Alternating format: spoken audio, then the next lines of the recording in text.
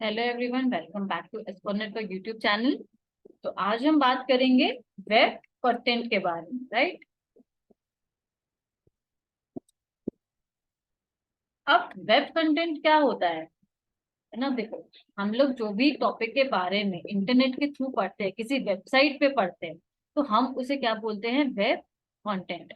Suppose अगर मैं यहाँ पे सर्च कर रही हूँ रिगार्डिंग, लाइक मैं यहाँ पे देख लेती हूँ कोविड के बारे में, राइट। अब मैंने यहाँ पे देखा कोविड 19 के बारे में सर्च करना चाहती हूँ, तो यहाँ पे मुझे वीडियोस भी दिख रहे, प्लस अगर मुझे आर्टिकल पढ़ना है ना, तो मैं किसी भी वेबसाइट के आर्टिकल उस पर क्लिक करूंगी एंड उनका आर्टिकल पढ़ूंगी। ठीक है। तो ये जो मैं आर्टिकल पढ़ रही हूँ, राइट, तो ये हमारा क्या होता है? Web content. ठीक है। अब इसका इम्पोर्टेंस होती है कुछ कि हम ये चीज क्यों लिखेंगे, है ना। देखो, सबसे पहले हम क्या देखते हैं? देखो, इंफॉर्मेशन दे रहे हैं हम किसी को, है ना।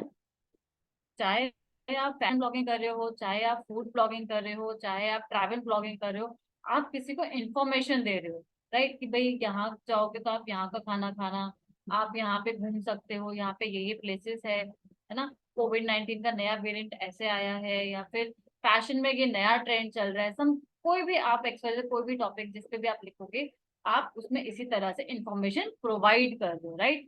किसको प्रोवाइड कर रहे हो? अपने पोटेंशियल कस्टमर्स को। ठीक है। देखो, हमने इंफॉर्मेशन दे दी, है ना। अब इंफॉर्मेशन देने के बाद हम क्या करते हैं कि हम कस्टमर्स को रीच करते हैं। ठीक है। तो जब हम कस्टमर्स को रीच करेंगे, वो किसके थ्रू करेंगे? अपने कंटेंट के थ्रू करेंगे, है ना, एसईओ के थ्रू करते हैं, राइट। तो हम लोग क्या करते हैं कि हम, अगर मेरा टॉपिक फूड के रिलेटेड है, तो मुझे ये पता है कि मेरी ऑडियंस जो फूड में इंटरेस्टेड होगी वो ही मेरा कंटेंट पढ़ेगी, है ना। तो हम उन्हीं को ही टारगेट करते हैं। ठीक है।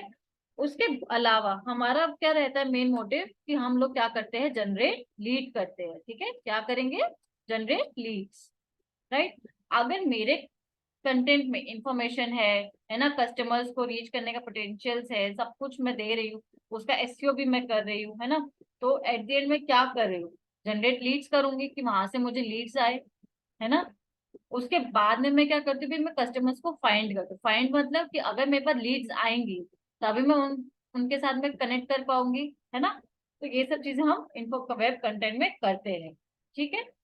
अब वेब कंटेंट लिखा कैसे जाता है? कुछ राइटिंग टिप्स होती हैं, है ना। How to write a web content.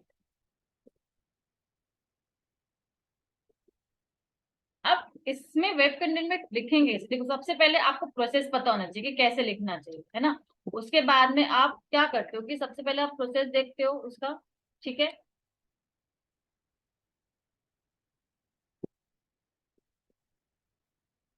Then आप क्या करते हो कि आप अंडरस्टैंड करते हो किसको? ऑडियंस को। कि आप जो भी टॉपिक लिख रहे हो, क्या आपकी ऑडियंस उस टॉपिक को पढ़ने में इंटरेस्टेड होगी या नहीं होगी, है ना।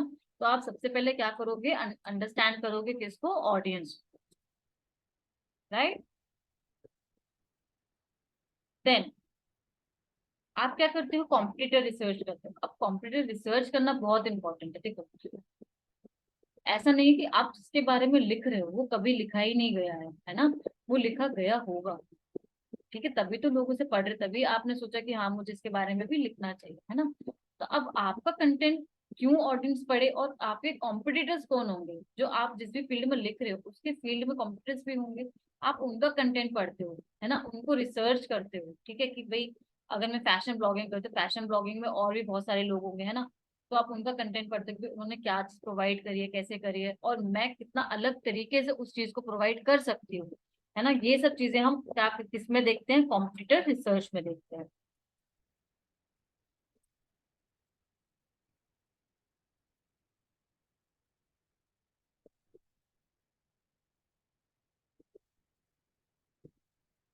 ठीक है। उसके बाद हम लोग क्या करते हैं? एक प्लान करते हैं किसके लिए, एक स्ट्रक्चर बनाते हैं, एक आउटलाइन बनाते हैं किसकी? कंटेंट की। ठीक है।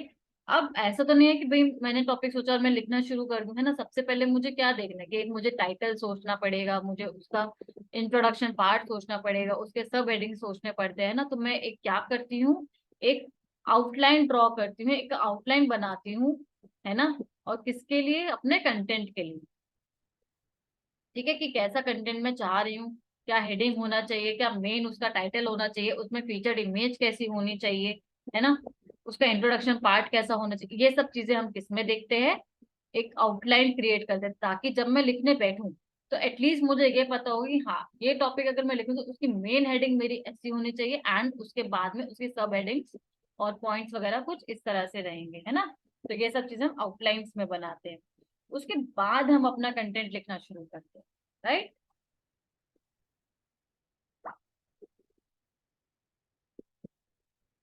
देन जब हम ये चीजें कर देते हैं ना, हमने कंटेंट लिख दिया, हमने उसे एडिट कर दिया, उसके बाद हम सबसे इंपॉर्टेंट क्या चेक करते हैं, उसका प्लैगरिज्म चेक करते हैं। देखो प्लैगरिज्म चेक करना बहुत ही इंपॉर्टेंट है, ठीक है। नहीं तो अगर देखो, जैसे मान लो आपने कोई चीज में लिखा है ना, अब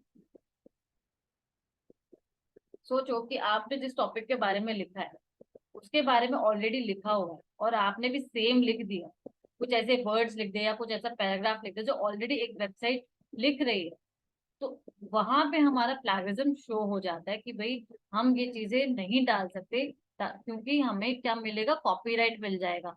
वो वेबसाइट हम पे ये क्लेम कर देगी कि आपने उनका कंटेंट चुराया है ना। तो प्लैगियरिज्म चेक करते हैं हम लोग। अब प्लैगियरिज्म चेक करने के टूल्स होते हैं, ठीक है। एक होता है आपका डुप्ली चेकर, राइट, एंड एक होता है आपका प्लैगियरिज्म चेक, ठीक है। अब जब आप प्लैगियरिज्म चेक करते हो तो वो कैसे करोगे, कि आपने सपोज आपने वर्ड में कंटेंट लिखा है या नोटपैड में कंटेंट लिखा है, उसको आप गूगल पे यहाँ पे जाओगे, यहाँ सर्च करोगे, सपोज हम यहाँ पे चेक करते हैं डुप्ली चेकर, ठीक है।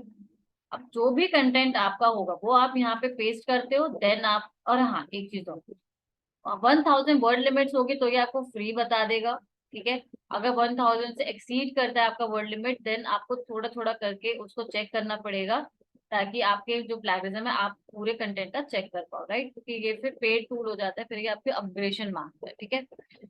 उसके बाद यहाँ पे क्लिक करेंगे एंड प्लैगियरिज्म चेक करेंगे, राइट।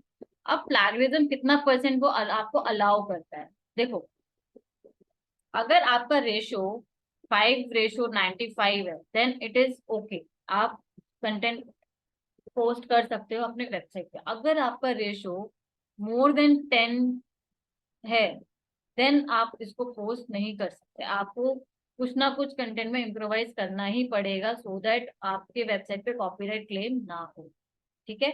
तो इस तरह से हम ये चीजें करते हैं, एक वेब कंटेंट लिखते हैं, ठीक है, सो दैट मेरे क्या आए, ऑडियंस मेरे को पढ़े, है ना, मेरे वेबसाइट पे ट्रैफिक आए, लीड्स मिले मुझे, राइट।